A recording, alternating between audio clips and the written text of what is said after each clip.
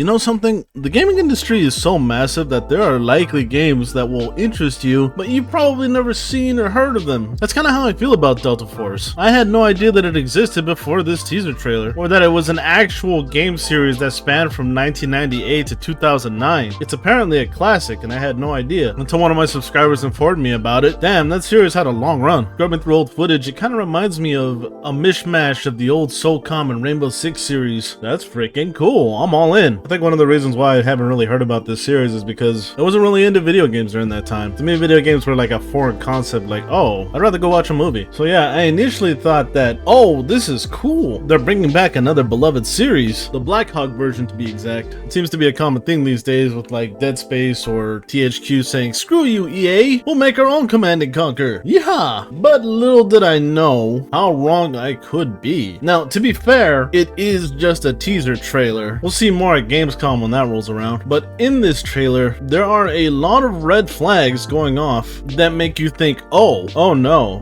they're pulling a Ubisoft. Or the title of the game says it's a Tom Clancy game, but if you actually look at it, it's nothing like a Tom Clancy game. If you told the man what they did to his series, he'd be rolling in his grave. From the teaser alone, it looked like a mix of Battlefield meets Call of Duty meets Valorant. Recon arrow out. Powering up, let's do this!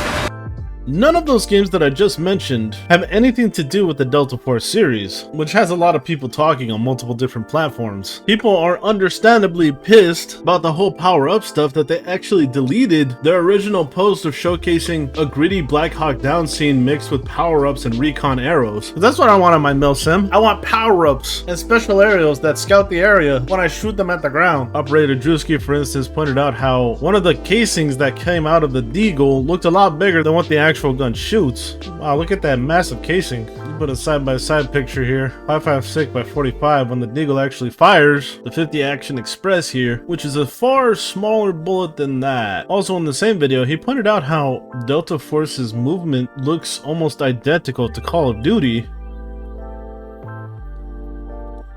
And at first I was thinking, oh well, I mean, it looks slightly different. And if he was trying to compare the guns, the Acid looks slightly different too. Like, it's the same type of gun, but there's definitely different stuff here. So I don't know, I wasn't too sure about this until a news report came out saying how the Call of Duty mobile developers are reviving Delta Force for PC, console, and mobile devices. So wait a minute. So people were basically calling into question how this game might be copying Call of Duty, but in my personal opinion, I think Call of Duty uses a lot of bot assets to begin with, which once again calls into their ridiculous pricing of $70 on top of the battle pass, on top of the microtransactions. Like, how much effort are they actually putting into their games if most of their stuff is bot assets, right? But that's not that type of video. That's not this conversation. Point is, it's the Call of Duty developers that's working on Delta Force, which makes sense why the game seems more on the arcadey side than the actual tactical milsim side, which is what Delta Force was supposed to be. And if that wasn't bad enough, it seems like the game is going free to play. Oh no. Well, I was kind of excited about it, but now I'm just I mean, I guess I'll try it out, but I was hoping they would actually do like a spiritual successor to the previous series, because I've never really known about it, right? I was interested in this series, but now I don't know. The developers seem to have gone radio silent on some things, or, you know, not answered questions of whether it's actually going to be a spiritual successor, and deleted some stuff from their Twitter. I mean, I'm not saying that it'll be a bad game, but it's just, we're pretty dry here on tactical games. We definitely need some more, preferably ones that are finished with a good amount of content, but that might just be too much to ask for. Well, that's all I really wanted to talk about, so yeah,